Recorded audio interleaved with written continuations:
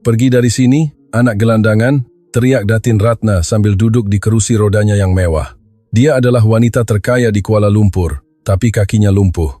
Dokter kata dia tak akan dapat berjalan lagi. Tapi anak kotor yang meminta sisa makanannya ini menatap matanya dan mengatakan sesuatu yang membuat Datin Ratna terpaku. Berikan aku makananmu dan dalam 1 jam Datin akan berdiri. Dia tertawa di depan wajahnya. Tapi dia tidak tahu bahwa anak ini menyimpan rahasia yang lebih berharga dari semua jutaan ringgitnya. Tonton sampai akhir untuk melihat keajaiban yang tidak dapat dipercayai. Kisah ini tidak bermula pada hari ketika anak itu mendekati mejanya. Tetapi 6 bulan sebelumnya, pada hari yang membahagi kehidupan Datin Ratna Kusuma menjadi sebelum dan selepas. Pagi itu dia merasa seperti penguasa dunia. Datin Ratna, pemilik empayar perniagaan hartanah terbesar di negara ini, terbang dengan helikopter pribadinya untuk menandatangani kontrak bernilai 5 bilion ringgit. Di bawahnya mengalir hutan dan sungai, dan sepertinya tidak ada kekuatan di bumi yang bisa menghentikannya. Dia memeriksa dokumen, sambil menghirup air kelapa muda sejuk, dan membuat rencana untuk 10 tahun akan datang. Tapi takdir mempunyai rencana lain. Tiba-tiba suara logam berkeriut menutupi bunyi kipas helikopter. Helikopter tersentak seperti burung yang terluka. Pilot menjerit sesuatu. Tapi Datin Ratna tidak mendengar. Dunia berputar dalam kaleidoskop gila antara langit dan bumi, hentakan, kegelapan, dan kesunyian. Ketika dia sadar, dia terbaring di antara puing-puing yang terbakar. Dia mencium bau hangit, rasa darah di mulutnya, dan rasa sakit yang luar biasa di tangannya. Dia coba berdiri untuk keluar dari api. Dia memberi perintah pada kakinya. Bangun, lari. Kakinya diam. Dia melihat ke bawah. Kakinya ada di sana, utuh, tidak tertimpa puing. Tapi dia tidak merasainya. Seolah-olah bahagian bawah tubuhnya milik orang lain, manekin, patung, tapi bukan miliknya. Pada saat itu, terbaring di tanah dingin di bawah hujan menunggu pasukan penyelamat. Datin Ratna menyadari bahwa hidupnya sudah berakhir. 6 bulan berikutnya bertukar menjadi neraka. Klinik terbaik di Singapura, Malaysia, dan Australia. Barisan profesor terkenal dunia yang tidak berkesudahan. Hasil MRI, konsultasi, pembedahan rumit. Datin Ratna menghabiskan jutaan ringgit tanpa berpikir. Dia sudah terbiasa bahwa dengan uang dia boleh membeli segalanya. Tanah, bangunan, orang, undang-undang. Dia yakin dia juga boleh membeli kesehatan. Tetapi setiap kali keputusannya sama. Dokter mengalihkan pandangan, menyembunyikan ketidakupayaan mereka di sebalik istilah perubatan yang rumit. Tetapi intinya satu, fraktur kompresi tulang belakang, putusnya sambungan, kelumpuhan total anggota badan bahagian bawah, tiada harapan. Datin Ratna kembali ke bandar kelahirannya bukan sebagai pemenang, tapi sebagai orang cacat yang patah. Rumah mewahnya yang dia bina dengan penuh kasih sayang bertukar menjadi sangkar emas. Tangga menjadi gunung yang tidak dapat didaki, ambang pintu menjadi tembok. Dia, wanita yang terbiasa memandang semua orang dari atas, kini terpaksa memandang tali pinggang orang lain. Perwatakannya yang sudah keras menjadi tidak tertahankan. Dia memecat pembantu rumah karena bunyi sekecil apapun. Dia memecahkan cermin agar tidak melihat dirinya di kerusi roda. Dia membenci seluruh dunia. Tetapi yang paling dia benci adalah kakinya. Sekeping daging tidak berguna yang mengkhianatinya. Pada hari musim kemarau yang cerah itu, Datin Ratna memutuskan untuk pergi ke bandar. Dia merasa dinding rumah menekannya.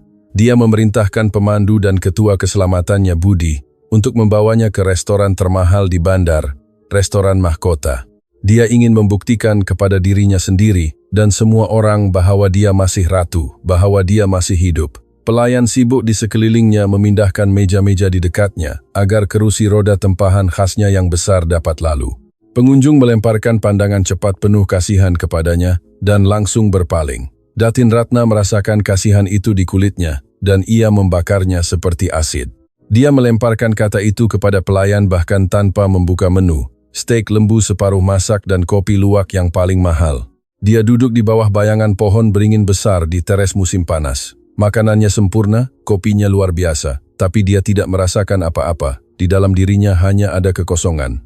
Dia mencucuk-cucuk daging dengan garpu, berpikir bahwa dia akan memberikan seluruh kekayaannya, semua jutaan ringgitnya, hanya untuk dapat berdiri sekarang dan mengambil hanya satu langkah ke kereta. Tepat pada saat itu, ketika keputusasaan mencapai puncaknya, semak-semak yang memisahkan teres dari jalan terbelah. Dari celah yang dipotong sempurna itu melangkah seorang budak lelaki. Usianya sekitar 12 tahun, tidak lebih. Kurus dengan lutut runcing yang menonjol dari seluar jeans koyak. Dia memakai kemeja T lama dan pudar yang 3 saiz terlalu besar untuknya dan kasut kets usang yang dibalut pita pelekat kelabu agar tidak hancur. Wajah dan tangannya berlumuran jelaga dan debu jalanan. Tetapi meskipun penampilannya menyedihkan, dia tidak membongkok, dia tidak menyembunyikan matanya.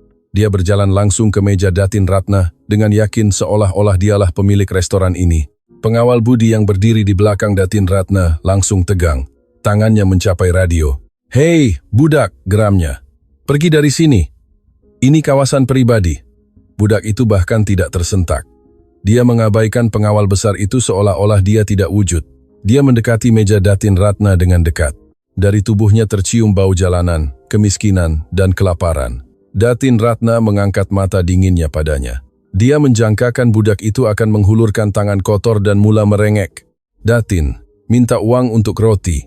Dia sudah menyiapkan ayat kejam di kepalanya untuk menghancurkannya secara mental. Tetapi budak itu diam.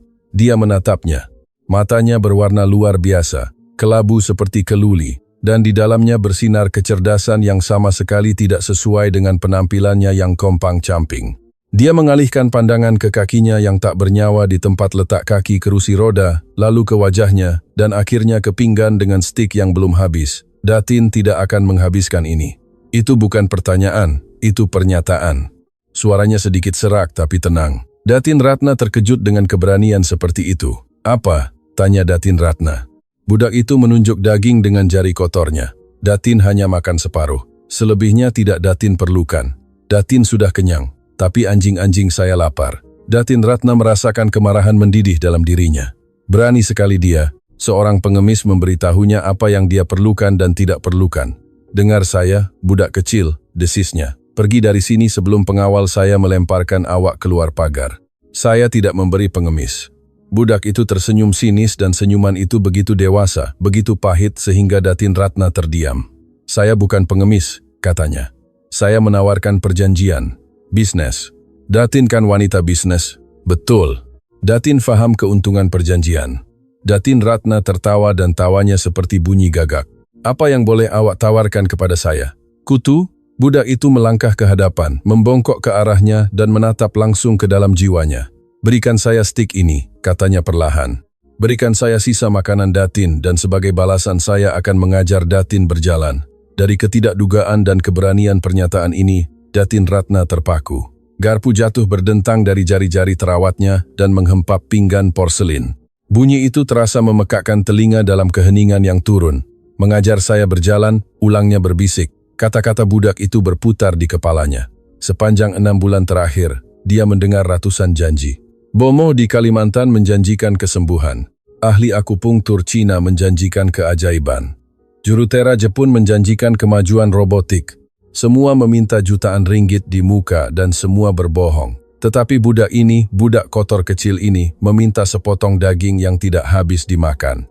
Kemarahan yang sepertinya reda seketika, menyala lagi dengan kekuatan baru. Ini adalah jenaka paling kejam dan paling tidak masuk akal yang pernah dilakukan kepadanya. Datin Ratna tertawa. Tawanya menakutkan, kering, jahat, penuh rasa sakit dan penghinaan. Pengunjung di meja sebelah berpaling ketakutan. "Awak sama ada gila atau penipu jenius," katanya menghapus air mata yang keluar dari tawa jahat dengan serbet. "Awak fikir saya bodoh? Awak fikir saya akan percaya bahwa sisa makanan lebih berharga daripada kerja pakar bedah saraf terbaik dunia?" Dia menoleh kepalanya tajam ke pembantunya, Andi, yang duduk di meja sebelah menatap telepon bimbitnya. Andi, seorang eksekutif muda yang licik, segera melompat. Dia mengeluarkan beberapa keping uang besar dari dompet berjenamanya. RM1000, RM2000, RM3000. Itu adalah jumlah yang boleh menyara keluarga Rizky selama 6 bulan. Andi dengan senyuman jijik melemparkan uang ke meja di depan Rizky, seperti tulang untuk anjing. "Ambillah, budak," katanya malas. "Hari ini hari bertua awak. Beli diri awak kehidupan baru dan menghilanglah." Uang kertas jatuh di samping pinggan. Angin sedikit menggerakkannya. Datin Ratna memerhatikan budak itu dengan teliti. Dia mengharapkan melihat ketamakan. Dia mengharapkan dia akan meraih uang dan lari seperti semua pengemis sebelumnya. Dia ingin melihat ketamakan itu untuk mengesahkan teorinya bahwa semua orang boleh dibeli dan tiada yang suci di dunia ini. Tetapi Rizky bahkan tidak melihat wang itu. Pandangannya tidak turun 1 sentimeter pun. Dia terus menatap langsung ke mata Datin Ratna, dan di tatapannya terbaca kekecewaan. Bukan tersinggung, bukan marah, tapi kekecewaan.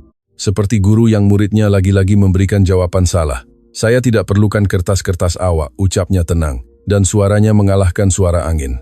Saya tidak boleh memberi makan anjing-anjing saya dengan itu. Mereka perlukan daging, dan Datin perlukan kaki. Ini pertukaran yang adil, barang dengan barang, tidak ada amal.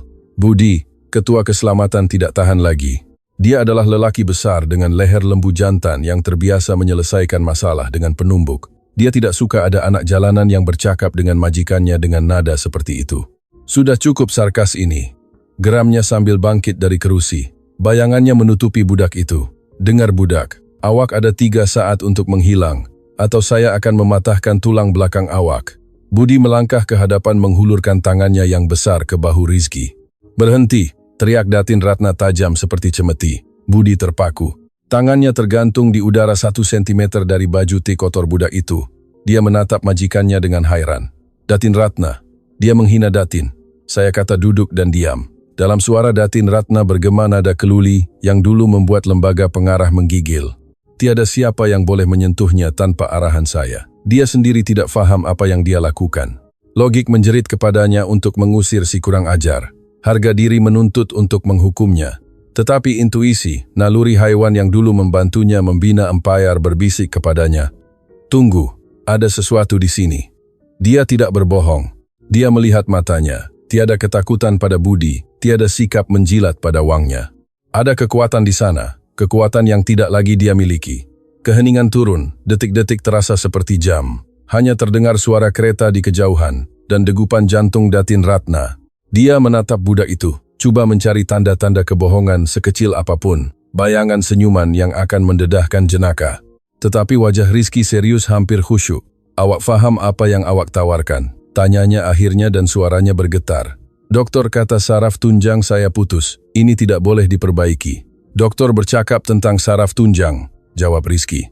Tetapi saya bercakap tentang otak. Otak Datin lupa cara mengawal kaki Datin. Otak Datin mematikannya seperti mematikan lampu di bilik kosong untuk menjimatkan elektrik. Saya tahu cara menyalakan switchnya semula. Kata-katanya terdengar pelik, tetapi ada logik yang menakutkan di dalamnya. Datin Ratna menghela nafas dalam. Dia tidak punya apa-apa lagi untuk dipertaruhkan. Sama sekali tidak ada. Dia sudah di dasar. Baiklah, katanya perlahan. Steak milik awak. Dia mengambil garpu dan dengan tangannya sendiri menolak pinggan ke tepi meja. Ambillah. Tetapi dengar saya baik-baik, nak. Jika kita sampai di rumah saya dan awak ternyata hanya orang gila atau penipu, saya tidak hanya akan mengusir awak. Saya akan menelepon polis dan kata awak mencuri dompet saya dan awak akan masuk penjara kanak-kanak. Awak siap mempertaruhkan kebebasan awak demi sepotong daging? Itu ancaman mengerikan. Tetapi Rizky bahkan tidak berkedip. Dia mengeluarkan beg plastik yang kusut tapi bersih dari sakunya. Dengan tenang, tanpa tergesa-gesa, dia memindahkan potongan stik, beberapa kentang, dan sepotong roti ke dalamnya. Mengikat simpulnya. Saya tidak takut penjara, katanya sambil menyembunyikan beg di sakunya. Saya takut menjalani hidup dengan sia-sia. Ayuh pergi. Rumah Datin sesuai. Perjalanan ke rumah mewah Datin Ratna memakan masa 30 menit. Biasanya Datin Ratna menghabiskan masa ini di telepon bimbit, memeriksa email atau memarahi orang bawahan. Tetapi hari ini dia duduk diam menatap keluar tingkap Mercedes yang gelap. Di sampingnya di kerusi kulit berwarna krim duduk Rizky. Kontrasnya sangat ketara. Seluar jeans kotor dan koyak budak itu, dengan latar belakang kemewahan kabin yang bernilai kekayaan. Dia menekan tangannya ke saku tempat beg makanan itu berada, seolah takut akan diambil. Dia melihat keluar tingkap dengan minat, tetapi tidak mengajukan soalan bodoh. Dia tidak menyentuh butang-butang, tidak coba menyalakan musik. Dia berperilaku dengan martabat yang jarang ditemui bahkan pada lelaki dewasa. Datin Ratna diam-diam mengamatinya. Siapa dia, fikirnya? Dari mana dia berasal? Mengapa dia begitu yakin? Dan mengapa? Ya Allah, aku setuju dengan ini. Aku sudah gila. Aku hanya orang cacat tua dan putus asa yang percaya pada dongeng. Tetapi sebaik sahaja dia melihat profilnya. Wajahnya yang fokus, keraguan berundur, dari dia mengalir ketenangan. Ketenangan yang sangat dia perlukan. Kereta berhenti di pagar besi rumah mewah. Pengawal keselamatan membuka jalan. Mereka masuk ke kawasan itu. Budi keluar dahulu, mengeluarkan kerusi roda dari bonet, membukanya, lalu dengan kemudahan yang biasa, tetapi memalukan bagi Datin Ratna, memindahkannya dari kereta ke kerusi roda. Datin Ratna membetulkan selimut di kakinya. Dia membenci saat ini, saat dia bertukar dari wanita berkuasa menjadi beban tidak berdaya. Dia menjangkakan Rizky akan melihat ini dengan kasihan atau rasa ingin tahu. Tetapi budak itu sudah berdiri di pintu masuk rumah dan melihat-lihat ke ruang kerja. Di sana ada tingkap besar dan banyak cahaya. Kita perlukan cahaya, perintahnya bahkan tanpa melihat Datin Ratna. Para pembantu rumah yang menyambut majikan di lorong membulatkan mata. Datin mereka yang biasanya membuat kekecohan kerana debu kecil apapun membawa gelandangan kotor ke rumah. Ketua pembantu rumah, Pak Hendra, orang tua kaku mendekati mereka sambil mengerutkan hidung. Datin, haruskah saya memanggil perkhidmatan pembasmian kuman? Anak muda ini berbau? Datin Ratna menatap Rizky. Ya, dari dia tercium bau jalanan. Tetapi sekarang bau itu terasa seperti bau harapan bagi saya. Tidak, Pak Hendra, potongnya. Bawakan kami air dan pastikan tiada siapa yang mengganggu kami. Tiada telepon, tiada kunjungan. Bahkan jika perang bermula, saya tidak ada di rumah. Mereka masuk ke ruang kerja luas yang dilapisi kayu jati. Rizky mendekati pintu dan menutupnya tepat di depan hidung Budi yang ingin masuk juga. Kunci berbunyi klik. Mereka tinggal berdua. Datin Ratna duduk di tengah ruangan di kerusi rodanya yang mewah. Rizky berdiri di depannya. Baiklah, kata Datin Ratna merasakan getaran tumbuh di dalam dirinya. Kita sudah sampai. Makanan ada di saku awak. Saya sudah memenuhi bahagian saya dari perjanjian. Sekarang giliran awak. Tunjukkan saya keajaiban. Nak, Rizky menanggalkan beg galas lamanya dan meletakkannya di lantai. Perlahan membuka zipnya. Datin Ratna tegang. Apa di dalamnya? Senjata. Dada? Budak itu mengeluarkan sekumpulan benda aneh dari beg galasnya. Tukul getah kecil, satu set jarum panjang tipis mirip jarum jahit, dan buku tua lusuh dengan kulit sampul. Dia mendekati Datin Ratna. Ini akan sakit, peringatnya. Bukan fisikal, mental. Datin harus melepaskan baju besi Datin. Mula, desahnya. Rizky membuka buku tua itu. Halaman-halamannya kuning, ditulis dengan tulisan tangan kecil dan rapi serta digambar diagram. Ini buku harian ayah saya, katanya dengan lembut mengelus sampulnya. Di sini dijelaskan kes-kes yang ditolak perubatan rasmi. Ayah menyebutnya kebangkitan. Dia percaya bahwa tubuh hanyalah mesin dan otak adalah pemandunya. Jika pemandu tertidur di belakang stereng ketakutan kerana kemalangan dan menutup matanya, mesin berhenti meskipun motornya utuh. Datin Ratna mendengarkannya dengan tidak percaya. Saraf tunjang saya patah, nak. Itu bermakna kabelnya terputus, isyarat tidak berjalan. Kabel boleh dipulihkan, bantah Rizky, atau dibuat laluan baru. Otak itu plastis. Tetapi pertama-tama kita perlu memeriksa sama ada pemandunya masih hidup. Dia mengambil tukul getah. Saya akan memukul lutut Datin dengan kuat. Datin tidak boleh hanya menunggu pukulan. Datin harus membayangkan kaki Datin bergerak. Datin harus melihatnya di kepala Datin sejelas seolah itu benar-benar berlaku. Datin Ratna mendengus. Saya sudah melakukan ini 1000 kali dengan dokter. Datin melakukannya untuk membuktikan mereka salah, kata Rizky dengan keras. Tetapi sekarang Datin akan melakukannya untuk bertahan hidup. Tutup mata Datin. Datin Ratna menutup matanya. Kegelapan. Kegelapan dingin yang biasa. Bayangkan Datin sedang berlari. Suara budak itu terdengar tepat di telinganya. Jangan hanya berjalan, lari. Datin terlambat ke kapal terbang atau tidak. Datin melarikan diri. Serigala mengejar Datin. Datin merasakan nafas mereka di belakang Datin. Otot Datin tegang. Datin menolak dari tanah. Betis Datin terbakar. Lari, Ratna, lari, pukulan. Rizky memukul dengan tukul pada ligamen di bawah tempurung lutut. Datin Ratna membuka matanya lebar-lebar. Kakinya terbaring tak bergerak. Tiada bunyi, tiada gerakan, beban mati, tiada apa. Tiada, katanya dengan kemenangan pahit. Saya kata juga awak membuang masa saya. Rizky tidak kecewa. Dia bahkan tidak kelihatan terkejut. Tentu saja tiada, katanya. Otak Datin membina tembok. Dia menyekat isyarat. Dia takut pada rasa sakit. Kita harus menghancurkan tembok itu. Dia meletakkan tukul dan mengambil salah satu jarum panjang. Datin Ratna tegang. Apa yang awak lakukan? Saya akan mencari titik hidup, kata Rizky. Dalam perubatan tradisional Cina ada meridian. Titik di mana tenaga muncul ke permukaan. Kaki Datin tidak mati, Ratna. Mereka hanya tidur nyenyak. Saya perlu membangunkan mereka.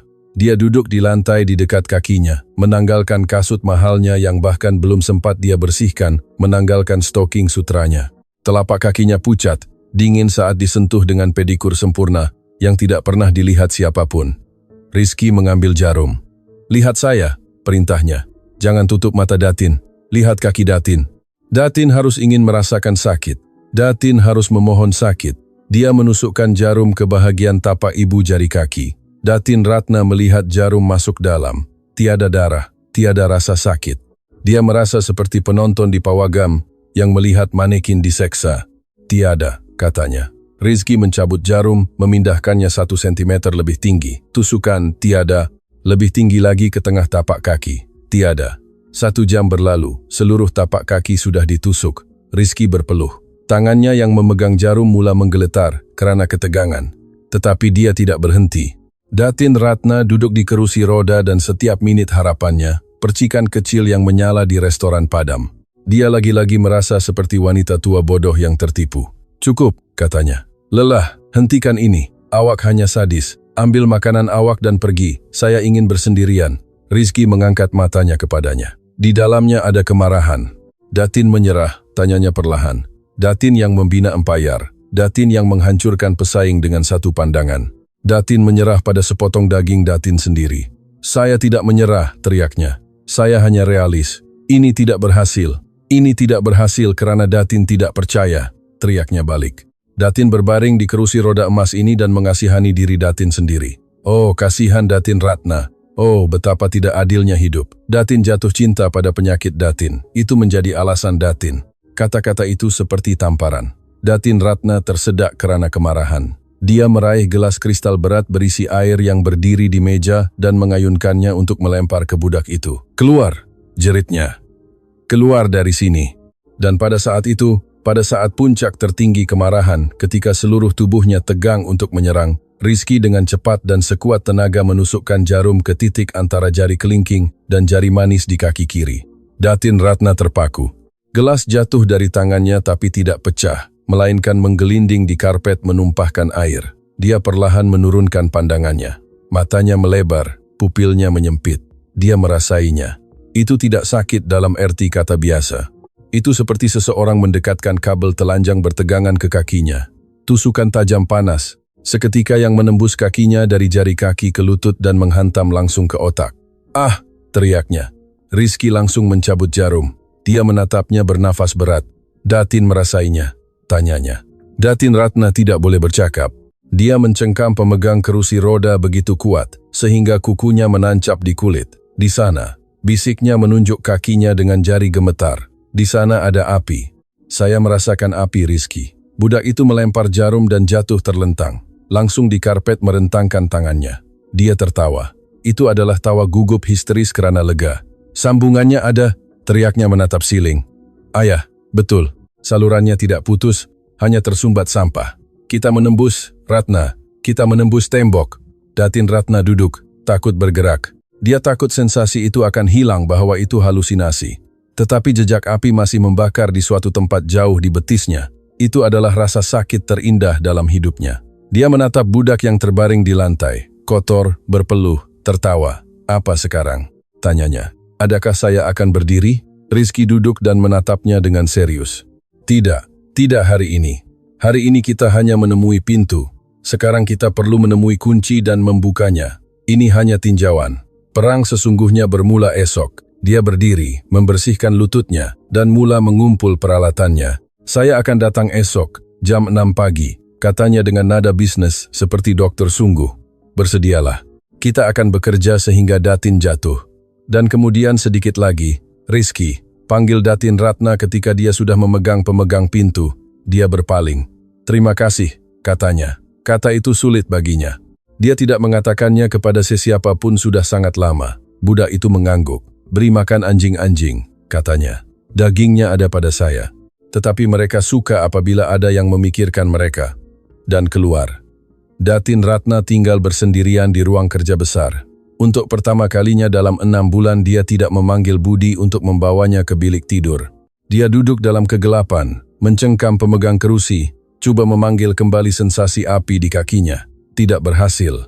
Tetapi dia tahu itu ada di sana, dan dia tahu esok akan menjadi hari baru, hari ketika dia akan memulakan perangnya.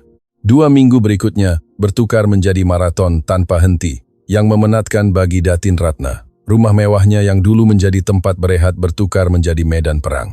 Setiap pagi tidak bermula dengan kopi, tetapi dengan kedatangan Rizky, budak itu tanpa belas kasihan. Dia tidak memberi kelonggaran, tidak mendengar keluhan. Dia memaksanya merangkak di karpet seperti bayi, bergantung pada tangan, berjam-jam berkonsentrasi pada satu jari kaki. Otot Datin lupa cara bekerja. Ulangnya ketika Datin Ratna jatuh untuk ke-100 kalinya, lututnya berdarah. Datin harus mengingatkan mereka, Datin Jenderal, mereka prajurit. Jika jenderal lemah, tentera akan binasa. Itu tidak tertahankan. Suatu hari ketika kakinya mengkhianatinya dan dia jatuh tertiarap, tidak mampu bangkit, Datin Ratna menjerit, "Sudah cukup, saya tidak boleh lagi. Saya cacat. Rizky, ini akhir." Rizky diam. Dia mendekat, duduk di sampingnya dan mengeluarkan foto tua seorang lelaki berkot putih dari sakunya, ayahnya. "Ayah saya," kata, ucapnya perlahan. Akhir datang hanya apabila Datin berhenti berjuang. Selagi Datin bernafas, Datin boleh menang. Datin mahu orang-orang yang sekarang membahagi syarikat Datin itu menang? Datin mahu Andi menertawakan Datin? Kata-kata itu lebih keras dari rasa sakit. Dia mengingat Andi, pembantunya yang sudah coba menduduki kerusi pengarah. Kemarahan memberinya kekuatan. Dia mengetap giginya, bertumpu pada lantai dengan tangannya, dan dengan getaran di seluruh tubuh bangkit berlutut. Sekali lagi desisnya. "Ayuh, sekali lagi." Tetapi ancaman datang bukan dari rasa sakit, melainkan dari orang-orang. Kabar angin tentang gelandangan yang menyembuhkan jutawan sampai ke telinga dokter pribadinya, Dr. Hartono. Profesor terkenal ini marah, takut kehilangan lombong emasnya. Pintu ruang kerja terbuka lebar. Di ambang pintu berdiri dokter. Hartono ditemani ketua keselamatan Budi. "Apa yang berlaku di sini?" teriak dokter itu, melihat Datin Ratna di lantai dengan jarum-jarum di kakinya. "Datin Ratna, penipu ini membunuh Datin. Ini jangkitan, ini jenayah." "Budi, lemparkan keluar budak itu." Budi melangkah ke arah Rizky. Budak itu mengecilkan diri. Di matanya berkilau ketakutan seorang anak di depan lelaki besar. "Jangan berani." Suara Datin Ratna perlahan tapi sedingin ais. Budi terpaku. "Tetapi Datin Ratna," mula Dr. Hartono, "saya kata keluar." Datin Ratna perlahan dengan usaha luar biasa, bertumpu pada meja mengangkat tubuhnya. Dia menatap dokter dengan jijik. "Anda merawat saya 6 bulan. Anda mengambil jutaan dan kata saya tiada harapan. Tetapi budak ini dalam 2 minggu melakukan apa yang tidak boleh Anda lakukan. Saya merasakan kaki saya. Dokter, saya merasakan sakit. Anda dipecat. Kalian berdua keluar dari rumah saya." Dr. Hartono memucat dan berlari keluar.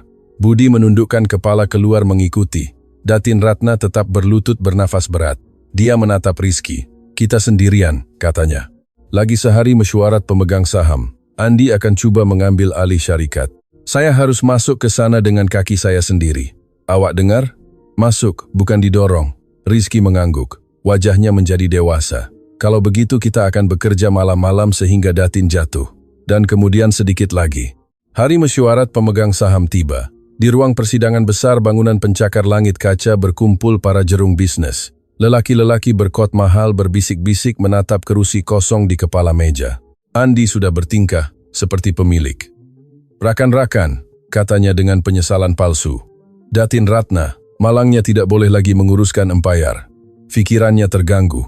Dia menyewa gelandangan jalanan untuk menyembuhkannya. "Kita harus menunjukkan belas kasihan dan menghantarnya ke pusat rehabilitasi dan pengurusan akan saya ambil alih." Semua mengangguk setuju. Dokumen pemecatan pengarah sudah tergeletak di meja. Andi mengambil pen untuk menandatangani perintah. Tepat pukul 10 pagi. Pintu berat ruangan perlahan terbuka. Semua menoleh, menjangkakan melihat kerusi roda, tetapi tiada siapa yang didorong masuk ruangan. Di ambang pintu muncul tongkat. Tongkat hitam elegan dengan pemegang perak, dan di belakangnya masuk Datin Ratna. Dia berdiri, dia pucat. Peluh muncul di dahinya. Setiap langkah terlihat menyakitkan baginya. Kakinya gemetar, tetapi dia berjalan. Dia berjalan perlahan tetapi tegak dengan kepala terangkat tinggi menatap langsung ke mata pengkhianat Andi. Di ruangan turun keheningan mati hanya terdengar ketukan tumitnya dan pukulan tongkat. Tuk langkah, tuk langkah. Tiada siapa yang percaya mata mereka. Wanita yang mereka kubur hidup-hidup bangkit dari abu. Datin Ratna sampai di tempatnya. Dia tidak duduk. Dia tetap berdiri bertumpu pada meja dengan kedua tangan untuk menyembunyikan getaran di lututnya. "Saya dengar," ucapnya dengan suara bergema keluli, "bahwa kalian mencari pengarah baru. Saya di sini. Ada yang keberatan." Andi berundur. Wajahnya menjadi kelabu. Pen jatuh dari tangannya. "Tetapi Datin Ratna, bagaimana?" gagapnya. "Keluar," katanya perlahan. "Awak dipecat. Andi dan semua yang menyokong awak juga pergi dari bangunan saya. Tiada siapa yang berani mengucapkan sepatah kata pun." Kekuasaan kembali ke pemiliknya. Malam itu, ketika kemenangan telah diraih, Datin Ratna tidak pulang untuk merayakan. Dia pergi ke alamat yang diberikan Rizky. Itu adalah lingkungan miskin berbahaya di pinggir bandar, di mana rumah-rumah tampak seperti reruntuhan. Limusinanya berhenti di depan garaj berkarat. Datin Ratna bertumpu pada tongkat keluar. Pintu garaj sedikit terbuka. Di dalam menyala cahaya redup, dia melihat Rizky. Budak itu duduk di atas peti dan memberi makan 2 anjing tua dengan daging yang sama yang dia ambil darinya. Dan di sudut di tempat tidur buatan sendiri terbaring seorang lelaki. Dia kurus tidak bercukur, tetapi matanya itu adalah mata cerdas dan tajam yang sama seperti Rizky. "Siapa ini?" tanya Datin Ratna. Sambil masuk, Rizky melompat berdiri melindungi lelaki itu dengan tubuhnya. "Jangan takut, lelaki itu, saya ayah Rizky, Darmawan." Datin Ratna tersentak. Dia tahu nama itu.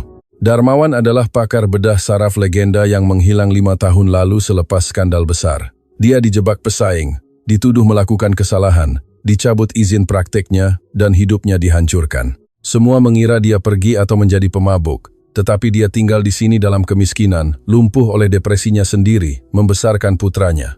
"Dialah yang mengajar saya," kata Rizky menatap Datin Ratna. "Dia menggambar diagram untuk saya. Dia memberitahu saya di mana harus menekan, kata-kata apa yang harus diucapkan untuk membuat Datin marah dan membuat Datin berjuang. Saya hanya tangannya. Dialah penyelamat sesungguhnya." Darmawan coba bangkit. "Saya tidak boleh datang sendiri," katanya. "Saya tidak akan diizinkan melewati pintu. Saya orang buangan. Tetapi saya melihat kemalangan Anda di berita. Saya tahu itu psikosomatik. Saya tahu, saya boleh membantu. Saya menghantar putra saya." Datin Ratna menatap mereka berdua. Seorang jenius yang tinggal di garaj dan putranya yang berani yang demi ayahnya rela dipermalukan. Mereka menyelamatkan hidupnya dengan sisa makanan. Sementara teman-temannya mengkhianatinya demi jutaan. Air mata yang tidak dia tunjukkan bahkan selama rasa sakit yang mengerikan mengalir di pipinya. Dia mendekati Darmawan dan mengambil tangannya yang kurus. "Anda bukan lagi orang buangan," katanya tegas. "Mulai esok Anda adalah ketua dokter klinik rehabilitasi baru saya. Saya akan menyewa peguam terbaik di negara ini. Kita akan membuktikan ketidakbersalahan Anda. Kita akan mengembalikan izin praktik Anda. Kita akan mengembalikan hidup Anda." Dia berpaling ke Rizky. "Dan awak akan pergi ke sekolah terbaik. Awak tidak seharusnya jadi gelandangan. Awak terlahir sebagai dokter. 10 tahun berlalu. Datin Ratna pulih sepenuhnya. Tongkat menjadi hanya aksesori elegan. Klinik Dr. Darmawan terkenal di seluruh dunia mengembalikan harapan kepada mereka yang ditolak orang lain. Dan Rizky, dokter. Rizky Darmawan lulus dari Fakulti Perubatan dengan pujian. Kadang-kadang duduk di pejabatnya, Datin Ratna melihat foto lama, di mana seorang anak kecil kotor berdiri di depan kerusi rodanya. Dia menyimpan foto itu sebagai pengingat. Pengingat bahwa pertolongan datang bukan dari tempat yang Datin harapkan. Bahwa di balik pakaian kotor boleh tersembunyi emas murni. Dan bahwa bahkan ketika seluruh dunia berkata tidak, keyakinan satu anak kecil boleh menciptakan keajaiban yang mustahil.